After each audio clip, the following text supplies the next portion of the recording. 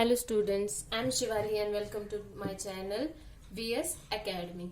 In last lecture we discussed what is the operation, म्हणजे काय आपण इंटरसेक्शन, युनियन, डिजॉइंट सेट आणि number of elements in set ह्या सगळ्या गोष्टी पाहिल्या होत्या. त्यावरच आधारित हे आपलं प्रॅक्टिस सेट 1.4 आहे. त्यातला आज आपण पहिला क्वेश्चन पाहूया. पहिल्या क्वेश्चन मध्ये काय दिले पहा. इन नंबर ऑफ ए म्हणजे काय, sorry, if number of A म्हणजे number of elements in set A.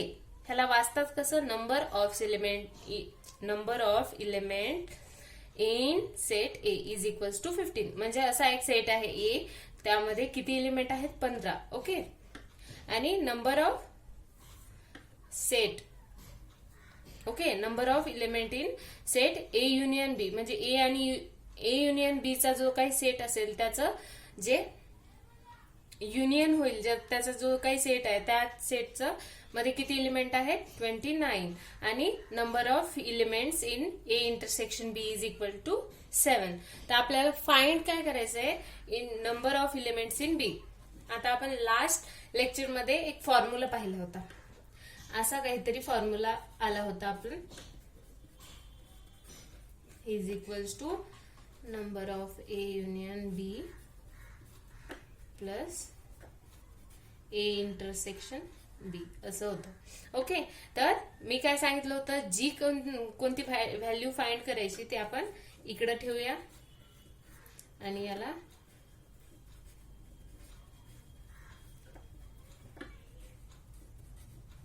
Intersection B minus N of A. आता हे आपण इकडे घेऊन गेलं. आता आपल्याला ह्याची व्हॅल्यू फाइंड करायची, याची व्हॅल्यू माहिती आहे, याची व्हॅल्यू माहिती आहे आणि ह्याची पण व्हॅल्यू माहिती आहे. तर आता number of elements in A union B, A union B मध्ये नंबर ऑफ एलिमेंट्स किती आहेत, 29 plus number of elements in A intersection B. A intersection B, A intersection B मध्ये कुठले एलिमेंट आहेत, सॉरी, किती एलिमेंट आहेत, 7. ओके. आणि number of element in A is equals to 15 म्हणजे इथं मायनस आहे, मायनस 15. तर काउंट करा किती होतील, तर किती होतील बरं, 29 मायनस 50 प्लस 7, सॉरी 29 प्लस 7 आणि मायनस 15, हे किती झाले, 21. ओके. हे झालं आपलं आन्सर. म्हणजेच काय, number of element in B is equals to 21. Okay. हे झालं आपलं पहिल्या क्वेश्चनचं आन्सर. तर आता आपण पुढच्या क्वेश्चन कडे जाऊया. सेकंड क्वेश्चन आपला आहे, इन अ हॉस्टेल म्हणजे एका हॉस्टेलमध्ये there are 125 students. Okay.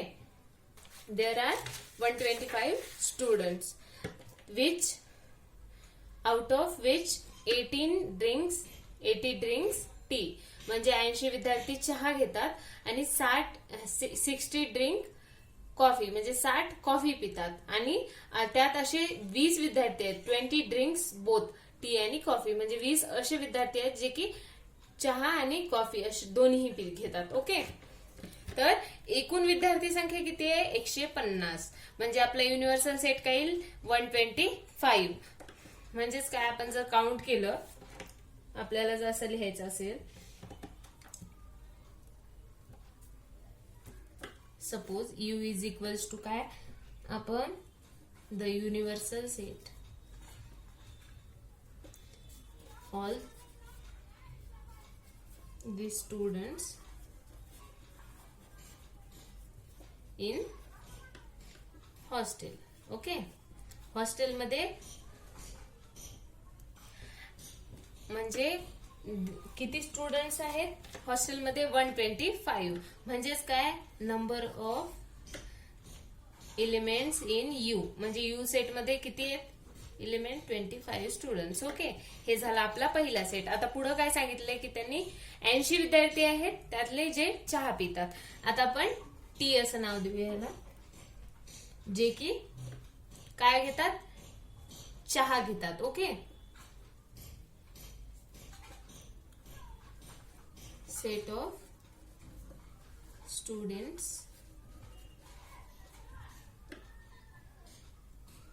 drinking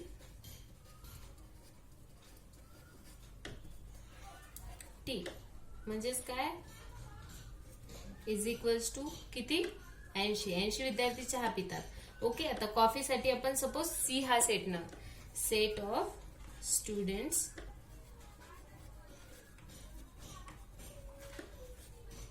drinking coffee. Okay, तर number of students in C is equals to किती 60. आता बघा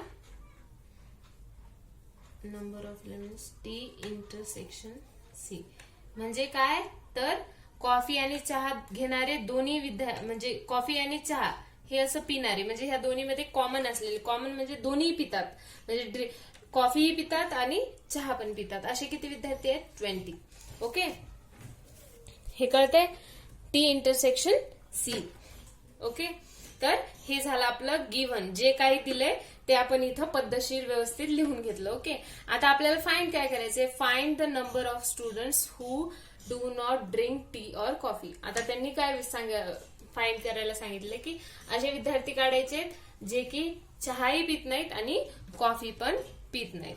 तर असे विद्यार्थी कसे काढायचे, तर आता पहा आपल्याला इंटरसेक्शन 20 दिले. युनियन सपोज जर आपण ह्याचं युनियन काढून घेतलं, म्हणजे जर आपल्याला ह्या दोघांचं युनियन कळालं सपोज की हे युनियन म्हणजे काय की ह्यातले पण सगळे इलिमेंट आले पाहिजे, यातले पण सगळे, म्हणजे जे चहा कॉफी पितातच असे इलिमेंट जर माहिती झाले आणि त्यातून जर आपण number of sets in you number of element in you जर मायनस केलं तर आपल्याला उरलेले जे विद्यार्थी असतील ते चहा आणि कॉफी असे दोन्ही न पिणारे भेटतील. ओके, तर आपण आता सध्या तरी काय फाइंड करूया, आपल्याला हे फाइंड करायचंय. Okay, T intersection C. तर आपल्याला काय काय हवंय बरं ह्याच्यासाठी, युनियन फाइंड करायचं ना, दोन्हीही पिणारे असे भेटले म्हणजे आपल्याला ते यातून मायनस केले म्हणजे आपला आन्सर मिळून जाईल. तर ह्याचा फॉर्म्युला काय आताच आपण पाहिला होता, T plus number of elements in C minus T intersection C. आता युनियन काढायचे ते तर मायनस मध्ये इंटरसेक्शन येणार. ओके, मायनस मध्ये इंटरसेक्शन येणार. तर ह्याच्या आपल्याला काय काय दिलेले आहेत value, number of elements in T किती आहेत 80 plus number of element in C 60 minus number of element in T intersection C. Common म्हणजे दोन्ही पिणारे किती आहेत 20. ओके, तर आता आपल्याला किती भेटत आहेत बघा, 80 प्लस 60 मायनस 20 किती होतात 120 होतात, बरोबर आहे. तर आता बघा आपल्याला हे भेटले, तर काय आपल्याला पाहिजे काय असे की जे चहा पण पित नाहीत आणि कॉफी पण पित नाहीत. ओके, तर therefore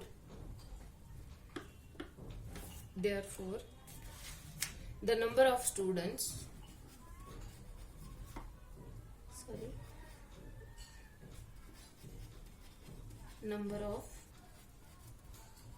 students who do not drink tea or coffee,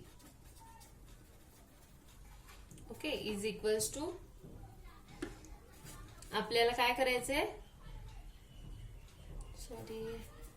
n of u is minus a union b, t union c. Okay, मी ते ए आणि बी ची एवढी सवय झाली परतच लिहिते, टी युनियन सी. ओके, ती आपल्याला इथं व्हॅल्यू भेटली बघा टी युनियन सी ची. ओके, इथं भेटली. आता आपण ह्यात पुट करूया. ह्याची व्हॅल्यू काय 125 आणि हे 120, म्हणजे 5 असे विद्यार्थी भेटले आपल्याला की जे चहा आणि कॉफी दोन्ही पित नाहीत. ओके, तर आता एक तुम्हाला सोप्या डायग्राम मध्ये समजून सांगायचं झालं तर सपोज हा युनिव्हर्सल सेट आहे, यात 125 स्टुडंट्स आहेत. हा सेट आहे चहा पिणाऱ्यांचा. चहा पिणारे किती होते बरं? 80.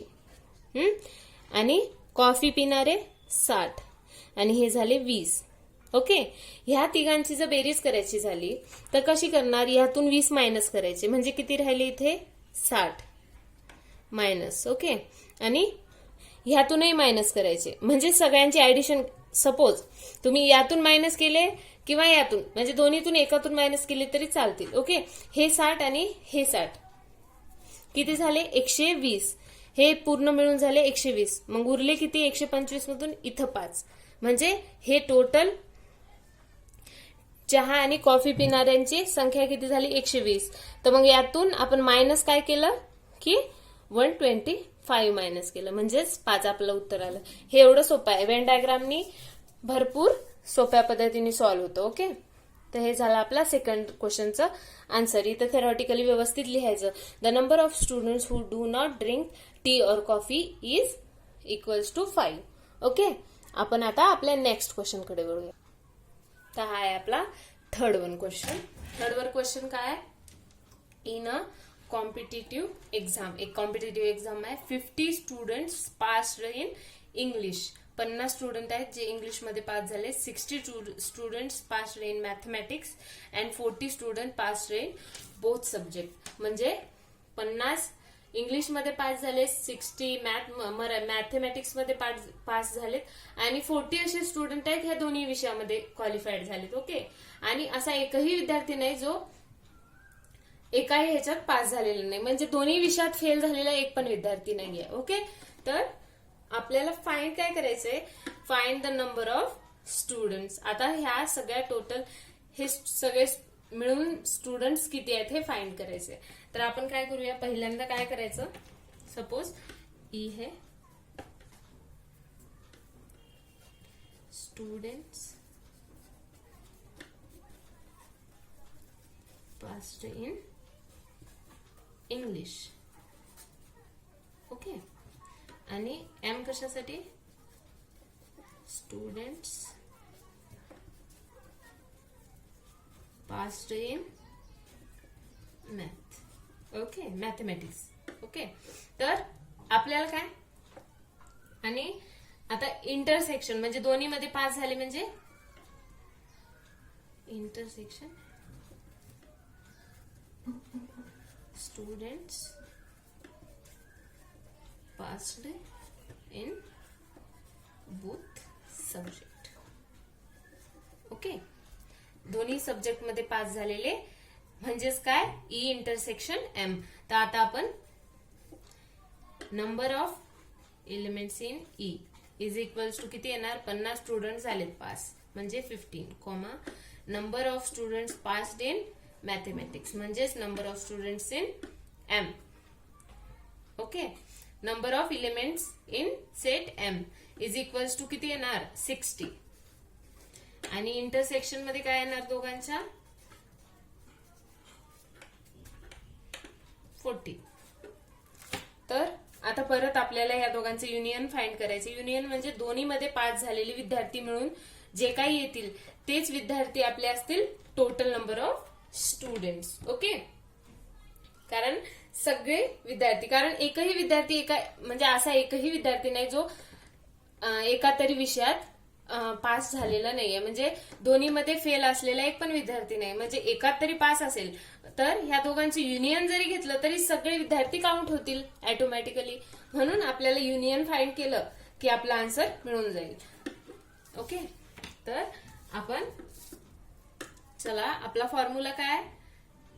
Number of E union number of elements in E union M is equals to E plus M minus, आता इथं युनियन आहे इथं इंटरसेक्शन येणार, नेहमी विसरायला नको. ओके, तर ह्याची व्हॅल्यू पुट करा. ह्याची व्हॅल्यू काय? 50 प्लस दिसते का? Okay, plus 60 minus 40. इंटरसेक्शनची व्हॅल्यू आपल्याला माहिती आहे 40. ओके, तर ह्याचं काउंट केलं तर किती येईल? 17. ओके, 70. तर काय भेटलं? 70. तर लास्ट स्टेटमेंट काय लिहिणार?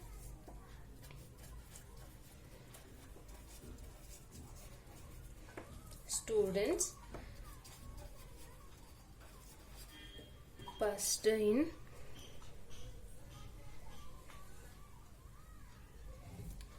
English,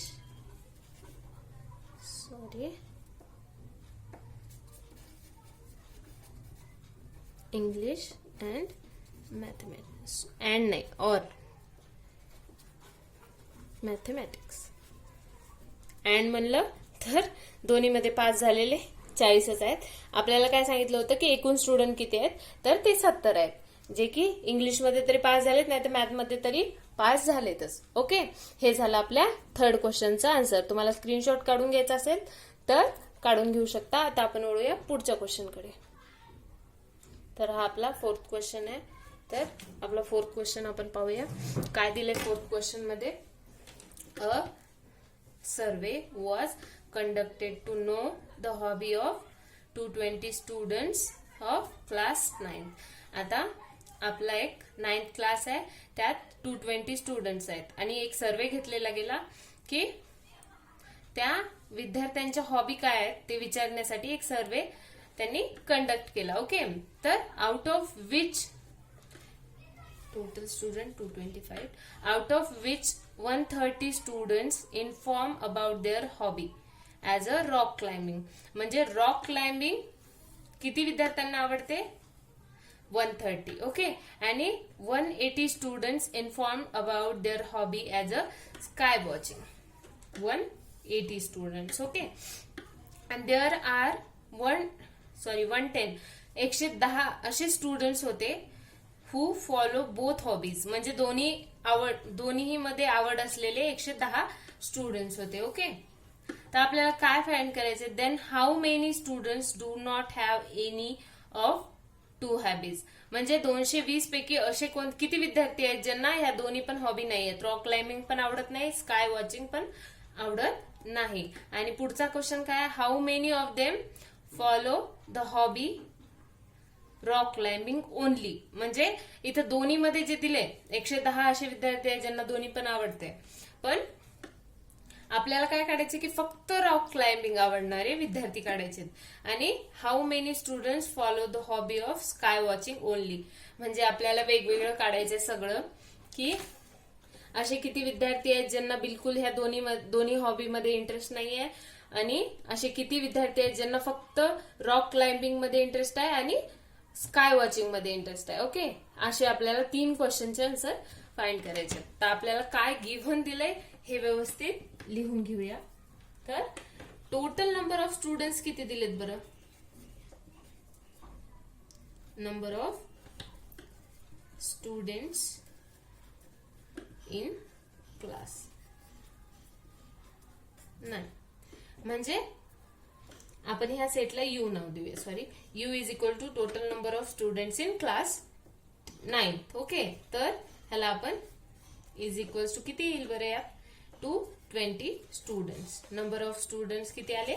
220. ओके, आता नेक्स्ट रॉक क्लाइम्बिंग आपण सेटला आर नाव देऊया. ओके, चालेल. Students having rock climbing hobby. Okay, कळतंय? हे झालं. तर मग number of elements in R is equals to किती येणार? 130. आता आर झालं. ओके, एस नाव देऊया. स्काय वॉचिंगला आपण स्काय वॉचिंग किती जणांना आवडते ते आपण एस सेट मध्ये लिहूया. स्टुडंट्स हॅव्हिंग काय? Sky watching hobby.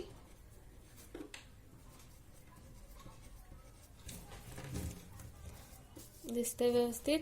हॉबी म्हणजेच number of S is equals to किती झाले, किती दिले तिथं 180 स्टुडंट्स. कळतंय? हे झालं आपलं गिव्हन काय काय दिलं होतं ते. आता अजून एक राहिले, दोन्ही आवडणारे म्हणजेच काय, इंटरसेक्शन येईल. कळतंय? हा झाला आपला इंटरसेक्शन, दोन्ही आवडणारे. तर number of elements in R intersection S किती आहेत, 110 110. तर आपल्याला आता काय फाइंड करायचंय की then how many students do not have any hobby. आता इंटरसेक्शन 110 आहे, तर आपण काय करायचं, युनियन फाइंड करायचं पहिल्यांदा आणि ते आपल्या युनिव्हर्सल सेट मधून मायनस करायचं. कळते? तर कसं करणार, आपल्या फॉर्म्युल्यानुसार. Therefore R union S is equals to, formula काय, number of element in R plus number of element in S minus number of element in R intersection S. इथे युनियन काढायचं असलं की ते इंटरसेक्शन घेतात. ओके. एन मध्ये rock climbing ज्यांना आवडते ते किती आहेत, 130 प्लस 180 मायनस 110. तर हे किती झाले, हे 310. ओके. हे 310 मायनस 110 म्हणजे 200. कळते? हे झाले आपले 200 असे विद्यार्थी ज्यांना दोन्ही पण आवडते. कळते? आता दोन्ही पण आवडणारे विद्यार्थी 200 झाले. तर आता आपल्याला काय करायचंय की दोन्ही पण न आवडणारे असे किती विद्यार्थी आहेत. तर स्टेटमेंट लिहा, द नंबर ऑफ स्टुडंट्स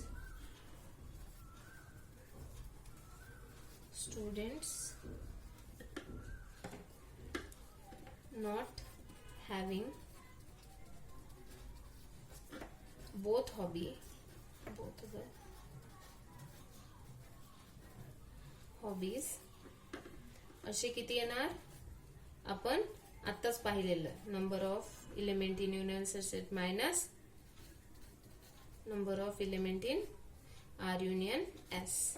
तर 220 मायनस 200 दॅट इज मीन्स 20 असे स्टुडंट्स आहेत ज्यांना ह्या दोन्ही हॉबीमध्ये इंटरेस्ट नाहीये. ओके.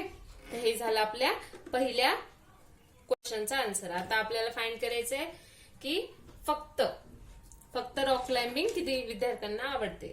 तर आता काय करायचं माहिती का, आपल्याला युनियन भेटले, राईट, इंटरसेक्शन माहिती आहे. तर ह्या इंटरसेक्शन मधून आपण काय करायचं, हे एन ऑफ एस मायनस केलं तर जे काही राहतील त्यांना फक्त आपल्याला रॉक क्लाइम्बिंग आवडेल. ओके. कळते ना? तर त्यांना मायनस करायचं. ओके.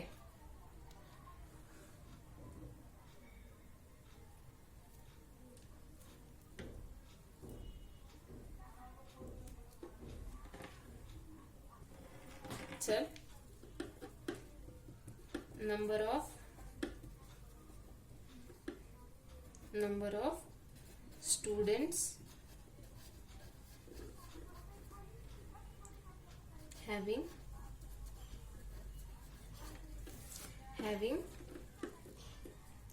only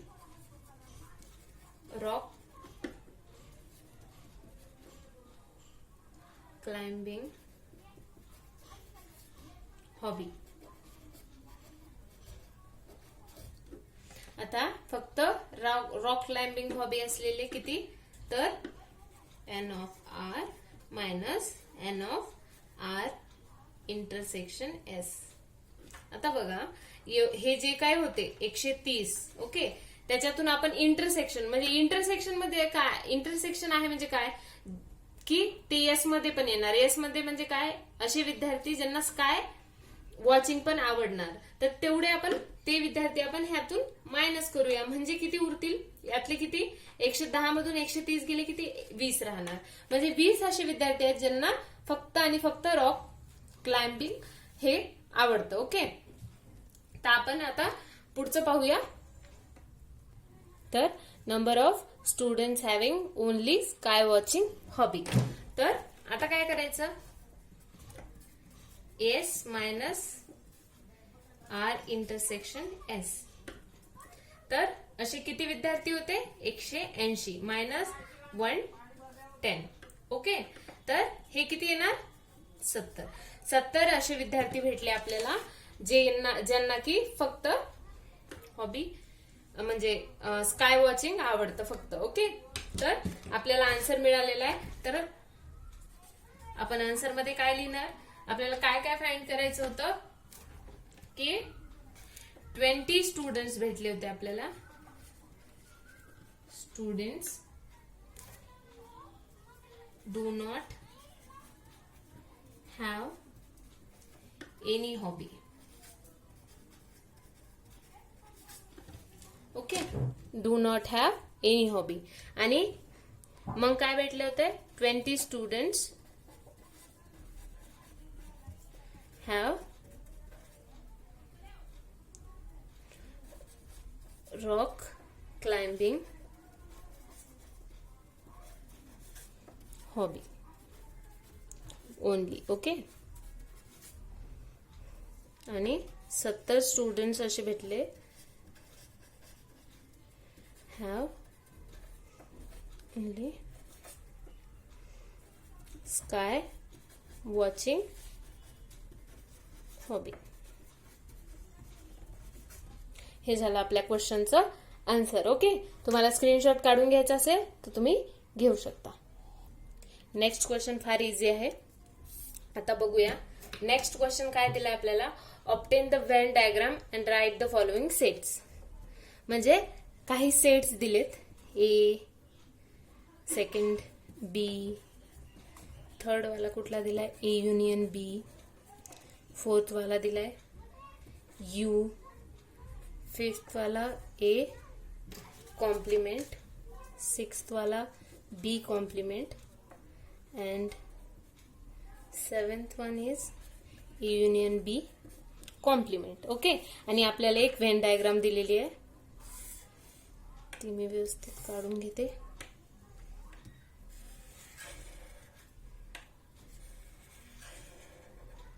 ओके, हा आपला सेट आहे ए, हा आपला सेट आहे बी. ओके, ए मध्ये एक्स वाय आणि झेड दिले त्यांनी, कॉमन मध्ये एम एन दिले, इथं पी क्यू आर दिले, आणि इथं एक टी एक आहे, एस एक आहे. हा झाला आपला युनिव्हर्सल सेट. ओके, हे बी आणि हा ए सेट आहे बरं, हे स्मॉल लेटर्स आहेत म्हणजे हे इथले इलिमेंट आहेत. ओके, कळतंय. तर आता आपल्याला ह्याला राईट करायचंय. हे वेन डायग्राम पाहायची आणि ए सेट मध्ये कसे एलिमेंट येतील ते सांगायचे. ए सेट मध्ये किती एलिमेंट येतील, एक्स वाय झेड, आणि हे पण आहे एम आणि N, sorry X Y Z M comma N. Okay, हे झाले आपले ए सेट मधले एलिमेंट. आता सेकंड वन बी सेट मधले एलिमेंट कसे येतील, पी क्यू आर आणि M comma N. Union, A union B मध्ये काय येतील, युनियन आहे म्हणजे काय तर दोन्ही सेट मध्ये घ्यायचं, X Y Z M N. M N double double आहेत त्याच्यामुळे ते डबल लिहायची गरज नाही, पी क्यू आर. हे झालं आपलं ए युनियन बी. कळते. आता आपला नेक्स्ट आहे युनिव्हर्सल सेट. आता युनिव्हर्सल सेट मध्ये काय सगळेच एलिमेंट येतील, X Y Z M N P Q R आणि एस आणि टी. कळते. हे झालं आपला युनिव्हर्सल सेट. ओके, आता काय सांगितलंय त्यांनी, ए कॉम्प्लिमेंट. ए कॉम्प्लिमेंट मध्ये काय येईल बरं, ए कॉम्प्लिमेंट म्हणजे हा सेट सोडून बाहेर जेवढे काही एलिमेंट आहेत ते ए कॉम्प्लिमेंट मध्ये येतील. ओके, तर बाहेर कुठले, बाहेर म्हणजे ह्या सेटमध्ये सुद्धा, म्हणजे बी मध्ये आहेत का कुठे आहेत काही नाही, फक्त ह्या वर्तुळात नसले पाहिजे, ए ह्या वर्तुळात नसले पाहिजे. मग किती आहेत, P Q R S T, P Q R yes T. आता बी कॉम्प्लिमेंट. नेक्स्ट आपल्याला बी कॉम्प्लिमेंट फाइंड करायचं. ओके, तर बी कॉम्प्लिमेंट म्हणजे ह्या वर्तुळात नसले पाहिजे, म्हणजे हे वर्तुळ सोडून बाकी सगळीकडचे आले पाहिजे, म्हणजे x Y Z S comma T. आता बघा त्यांनी काय विचारले, ए युनियन बी चा कॉम्प्लिमेंट. आता ए युनियन बी मध्ये हे सगळे एलिमेंट आले होते, X Y Z M N P Q R. तर ह्याचा कॉम्प्लिमेंट म्हणजे ह्या सगळ्यामध्ये नाही आली पाहिजे, म्हणजे ते आहेत कोणते, एस आणि टी. ओके, बाकीचे उरलेले जे कोणते आहेत ते एस आणि टी आहेत. तर हे झाले आपले सेट्स. ओके, कळतंय? हे तुम्हाला जर स्क्रीनशॉट, हा झाला 5वा क्वेश्चन, हे जर स्क्रीनशॉट काढून घ्यायचं असेल तर तुम्ही काढून घेऊ शकता. ओके, तर हे झालं आपलं 1.4 प्रॅक्टिस सेट. तर इथं आपला चॅप्टर संपलेला आहे. आता पुढे प्रॉब्लेम सेट आहे, तो प्रॉब्लेम सेट तुम्ही स्वतः सॉल्व्ह करा. त्यातला कुठला क्वेश्चन येत नसेल तर मला कमेंटमध्ये सांगा, तेव्हा मी तो क्वेश्चन तुम्हाला नक्की सॉल्व्ह करेल. ओके, तर हा व्हिडिओ जर तुम्हाला आवडला असेल तर लाईक करा, सबस्क्राईब करा आणि बेल आयकॉनला क्लिक करायला विसरू नका. ओके, आणि अभ्यास करत राहा. थँक्यू.